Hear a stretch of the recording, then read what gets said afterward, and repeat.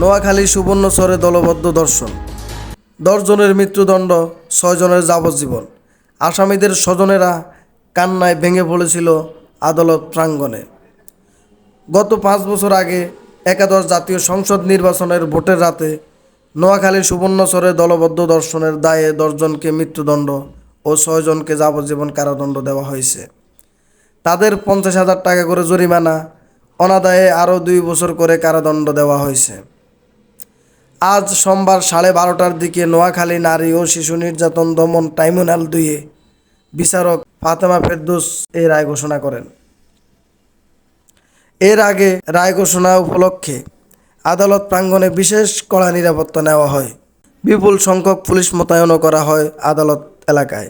সকাল 10টার দিকে নোয়াখালী জেলা কারাগার থেকে মামলার 15 আসামিকে কড়া নিরাপত্তার মধ্যে দিয়ে জেলা জজ আদালতের হাজতখানায় আনা হয়। তখন হাজত প্রাঙ্গণে আসামিদের স্বজনদের ভিড় ও কান্নাকাটি দেখা যায়।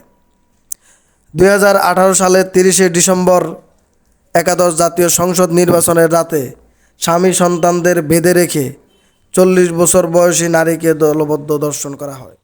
নির্যাতনের শিকার নারী 4 সন্তানের জননী। তার অভিযোগ ছিল, ভোটের কেন্দ্রে থাকা ব্যক্তিদের পছন্দের প্রতীককে ভোট না দেওয়ার জেরে ওই হামলা ও ধর্ষণের ঘটনা ঘটে। ঘটনাটি তখন দেশে বিদেশে ব্যাপক আলোচিত হয়।